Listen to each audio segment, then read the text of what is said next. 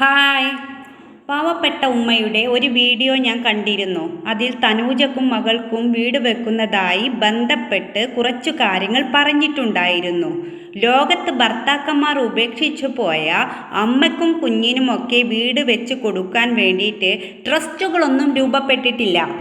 പിന്നെ ഭർത്താവ് ഉപേക്ഷിച്ചു പോയ സ്ത്രീയെയും കുട്ടികളെയും സംരക്ഷിക്കാൻ വേണ്ടിയിട്ട് പലരും വീട് വെച്ച് കൊടുത്തിട്ടുണ്ട്. നമ്മുടെ കൊല്ലം സുധിയുടെ വൈഫിന് അതുപോലെ വീട് നഷ്ടപ്പെട്ടു പോയവർ, അല്ലെങ്കിൽ ജീവിക്കാൻ വേണ്ടി നിവൃത്തിയില്ലാത്ത ആൾക്കാർ, അവർക്കൊക്കെ വീട് വെച്ച് കൊടുത്ത ട്രസ്റ്റുകൾ നമ്മുടെ നാട്ടിൽ ഇന്നുണ്ട്.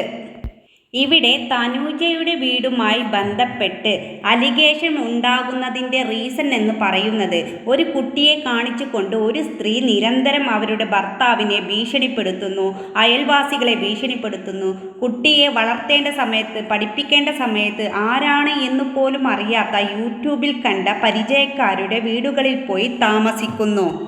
ഒരിക്കലും കണ്ടിട്ടോ അറിഞ്ഞിട്ടോ ഇല്ലാത്ത ആളുകളെ സ്വന്തം വീട്ടിൽ കയറ്റി താമസിപ്പിക്കുന്നു. അവർ പറയുന്ന ന്യായം തടിയുള്ളത് കൊണ്ടാണ് ജോലി ചെയ്യാൻ സാധിക്കില്ല എന്ന്. നമ്മുടെ നാട്ടിൽ തടിയുള്ള എത്ര സ്ത്രീകൾ ജോലിയെടുത്ത് സ്വന്തം കുടുംബം പോറ്റുന്നു. എന്നാൽ തനൂജയുടെ വിഷയത്തിൽ ആളുകൾ സംസാരിക്കുന്നത് എന്തുകൊണ്ടാണ്? അവർ ജനങ്ങളോട് യാചിച്ച് ബ്യൂട്ടി പാർലറിൽ പോയി മുടി മിനുക്കുന്നു, നഖം മിനുക്കുന്നു, കാല് മിനുക്കുന്നു, കൈകൾ മിനുക്കുന്നു. 5000 രൂപയിൽ കുറയാത്ത ഒരു ഡ്രസ്സ് ഇടുന്നില്ല അവർ. ഇതൊക്കെയും പണിയെടുത്തിട്ടല്ല, മറ്റുള്ളവരോട് യാചിച്ച് ചോദിച്ച് വാങ്ങിയതാണ്. സ്വാഭാവികമായിട്ടും ആളുകൾ ചോദിക്കില്ലേ? സ്വന്തം ആഡംബരത്തിന് വേണ്ടി നാട്ടുകാർ അധ്വാനിക്കുന്ന ക്യാഷ് ചോദിക്കുന്നു, പിടിച്ച് പറിച്ച് കളവ് പറഞ്ഞ് വാങ്ങിക്കുന്നു. എന്നിട്ട് ജോലിയെടുക്കാൻ സാധിക്കില്ല എന്ന് പറയുന്ന ഈ ഒരു ന്യായം മുട്ടാപ്പോക്ക് ന്യായം മാത്രമാണ്. ഇനി അതൊന്നും തന്നെ ഒരു വിഷയമല്ല. തനൂജയ്ക്ക് ഒരു വീട് വെക്കാൻ കുറച്ച് സ്ത്രീകൾ രംഗത്ത് വന്നിരിക്കുന്നു. ആരാണ് ആ സ്ത്രീകൾ? ആർക്കും ആ സ്ത്രീകളെ പരസ്പരം അറിയില്ല. ആരാണ്, ഏത് ജില്ലക്കാരാണ്, എന്ത് ജോലി ചെയ്യുന്നു, എവിടെ ഉള്ളതാണ്, ഒരു ഐഡന്റിറ്റി വെളിവാക്കാത്ത കുറച്ച് കൊച്ചമ്മമാർ ഫിജോ എന്ന ഭൂലോക തട്ടിപ്പുകാരിയുടെ മറവിൽ നിന്നുകൊണ്ട് ചാരിറ്റി എന്ന വ്യാജേന ഒരു ആഡംബരക്കാരിയെ ബ്യൂട്ടി പാർലറുകളിൽ നിരങ്ങുന്ന ഒരു അമ്മയ്ക്കും മകൾക്കും വേണ്ടിയിട്ട് പാവപ്പെട്ടവരുടെ പണം ശേഖരിക്കുന്നു. എന്തിനാണ്? വീട് വെക്കാൻ. ഇതിനെയാണ് ആളുകൾ ചോദ്യം ചെയ്യുന്നത്.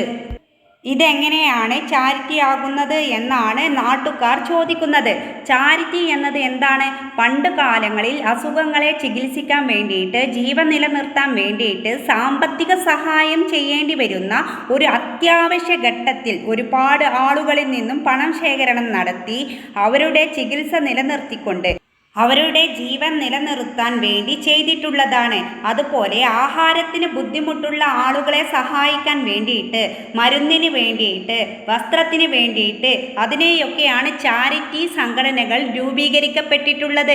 ഈ തനൂജയുടെ വീടുമായി ബന്ധപ്പെട്ട് മുന്നിൽ നിൽക്കുന്ന ഫിജോ എന്ന് പറയുന്ന ലേഡിയെ കുറിച്ച് ചാരിറ്റിയുടെ മറവിലും അവർക്കെതിരെ കേസുകളുണ്ട്. വഞ്ചനാ കുറ്റത്തിന് കേസുണ്ട്. അവർ ജയിലിൽ കിടന്നിട്ടുണ്ട്.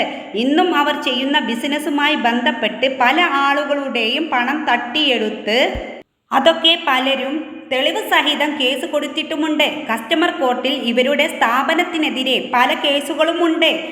അപ്പോൾ ഇങ്ങനെ ഒരു ക്രിമിനൽ ബാക്ക്ഗ്രൗണ്ട് ഉള്ള, സംസാരിക്കുമ്പോൾ പോലും സരസ്വതി വിളയാടുന്ന ആ ഒരു സ്ത്രീയുടെ മറവിൽ ആരെന്ന് പോലും അറിയാത്ത കുറച്ചധികം സ്ത്രീകൾ അവരുടെ സമ്പത്ത് ചിലവാക്കാതെ മറ്റാരിൽ നിന്നോ പണപ്പിരിവ് നടത്തി വീടുണ്ടാക്കി കൊടുക്കുന്നതിനെതിരെയാണ് സംസാരിക്കുന്നത്.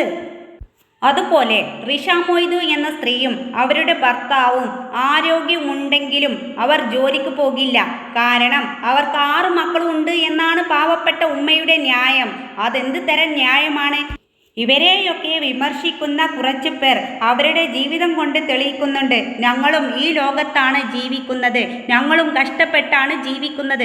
സുഖം മാത്രം അന്വേഷിച്ച് നടക്കുന്ന കുറച്ച് സ്ത്രീകൾ അവരുടെ മക്കളെ കാണിച്ചുകൊണ്ട്, ദാരിദ്ര്യം പറഞ്ഞുകൊണ്ട്, പാവപ്പെട്ട അധ്വാനിക്കുന്ന ജനങ്ങളുടെ പണം തട്ടിയെടുക്കുന്നു എന്ന് പറയുന്ന ആളുകളെ അപമാനിച്ചുകൊണ്ട് ഈ പാവപ്പെട്ട ഉമ്മ അടക്കം എന്തുമാത്രം പൈസ പറ്റിച്ചിട്ടുണ്ട് എന്ന് തെളിവുകളടക്കം ആളുകൾ തെളിയിച്ചതല്ലേ.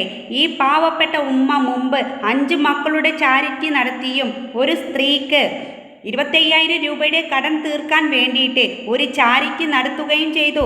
അതിൽ നിന്നും കിട്ടിയ പണം കൊണ്ട് മകൾക്ക് 2 ലക്ഷം രൂപയുടെ സ്വർണം വാങ്ങിച്ചിട്ടുണ്ട്. അത് ഹദിയയാണ്, സമ്മാനമാണ് എന്ന വ്യാജേന ഇവർ ഒരു വീഡിയോയും ചെയ്തിട്ടുണ്ട്. പിന്നീട് നിരന്തരം സ്വർണം കാണിച്ചുകൊണ്ട് ഇതൊക്കെയും എനിക്ക് സമ്മാനം കിട്ടിയതാണ് എന്ന് കളവുകൾ പറഞ്ഞ് സമ്മാനം എന്ന് പറഞ്ഞ് പൊതുജനങ്ങളെ കാണിച്ച് പറ്റിച്ചു കൊണ്ടേയിരുന്നു. ഇത്രയധികം സ്വർണം പോലും സമ്മാനം കിട്ടി എന്ന് പറഞ്ഞവർക്ക് സ്നേഹതീരം ഒരു ഫോണ് ബീൻ ഫാമിലിക്ക് വാങ്ങിച്ചു കൊടുത്തു. അതിനെ ചൊല്ലി എന്തുമാത്രം ബീൻ ഫാമിലിയെ പറഞ്ഞു. നാണമില്ല സ്ത്രീയെ നിങ്ങൾക്ക്? പിന്നെ ഈ സ്ത്രീ പറയുന്നുണ്ട് 6 മക്കൾ ഉണ്ടെങ്കിൽ നിങ്ങൾ പോയി 6 മക്കളെ നോക്കി ജീവിക്കുക എന്ന്. നിങ്ങൾ പറഞ്ഞത് ബീൻ ഫാമിലിയെ ആണ് എന്ന് കേൾക്കുന്ന എല്ലാവർക്കും മനസ്സിലാകും. ഈ പറയുന്ന ബീൻ ഫാമിലി അവരുടെ മക്കളെ കാണിച്ച് ദാരിദ്ര്യം കാണിച്ച് ചെയ്ത ഒരു വീഡിയോ നിങ്ങൾ കാണിക്കണം. അതായത് ബീൻ ഫാമിലി ചങ്കൂറ്റമുള്ള ഒരു സ്ത്രീയാണ് എന്നുള്ളത് മാത്രമല്ല, അവരുടെ 6 മക്കളെയും സുഖമില്ലാത്ത ഭർത്താവിനെയും തൻ്റെ ഇടത്തോടു കൂടി നോക്കുന്ന തൻ്റെടിയായ ഒരു സ്ത്രീയാണ്. ആ സ്ത്രീയെ വെല്ലുവിളിക്കാനും പരിഹസിക്കാനും എന്ത് യോഗ്യതയാണ് സ്ത്രീയെ നിനക്കുള്ളത്? നിങ്ങളുടെ മക്കളെ കാണിച്ചുകൊണ്ട് ദാരിദ്ര്യം കാണിച്ച് നാട്ടുകാരിൽ നിന്നും പണപ്പിരിവ് നടത്തുമ്പോൾ തന്നെ നിങ്ങളുടെ സുഖത്തെയും അന്വേഷിക്കുന്നുണ്ട്. നിങ്ങൾക്ക് വീണ്ടും കല്യാണം കഴിക്കണം, നിങ്ങൾക്ക് ആഗ്രഹമുണ്ട് എന്ന് പറഞ്ഞുകൊണ്ടിരിക്കുന്നു. അപ്പോൾ നിങ്ങളും ബീൻ ഫാമിലിയും തമ്മിൽ ഒരുപാട് വ്യത്യാസമുണ്ട് സ്ത്രീയെ. ആനയും ആട്ടിൻകുട്ടിയും തമ്മിലുള്ള വ്യത്യാസമുണ്ട്. അതുകൊണ്ട് ബീൻ ഫാമിലിയുടെ തോളിൽ കയറിയിരുന്ന് മേയാൻ ശ്രമിക്കുന്ന രമണിയോട് ഞാൻ ഒരൊറ്റ ചോദ്യം ചോദിക്കാം. നിങ്ങൾ നാട്ടുകാരോട് പറഞ്ഞിരുന്നില്ലേ കേസ് കൊടുക്കുന്നു, ഞാൻ ഇപ്പോൾ കാണിച്ചു തരാമെന്ന്? നിങ്ങൾ കൊടുത്ത ആ കേസ് എന്തായി? ഒരു പാവം പിടിച്ച 3 അറ്റാക്ക് കഴിഞ്ഞ ഒരു സ്ത്രീയെ കൊല്ലാൻ ശ്രമിച്ച ആ കേസ് എന്തായി? സ്ത്രീയെ ധൈര്യമുണ്ടെങ്കിൽ ആ കേസിൻ്റെ അപ്ഡേറ്റ് നിങ്ങളുടെ സബ്സ്ക്രൈബേഴ്സിന് പറഞ്ഞു കൊടുക്കൂ.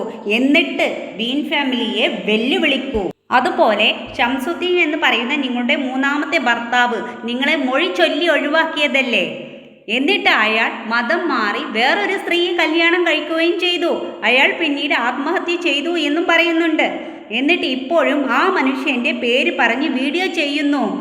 സഹതാപം പിടിച്ചു പറ്റാൻ വേണ്ടി. ഉളുപ്പില്ലേ സ്ത്രീയെ നിങ്ങൾക്ക്? നിങ്ങളുടെ ഉമ്മയും വാപ്പയും ഇതാണോ നിങ്ങൾക്ക് പഠിപ്പിച്ചു തന്നിട്ടുള്ളത്?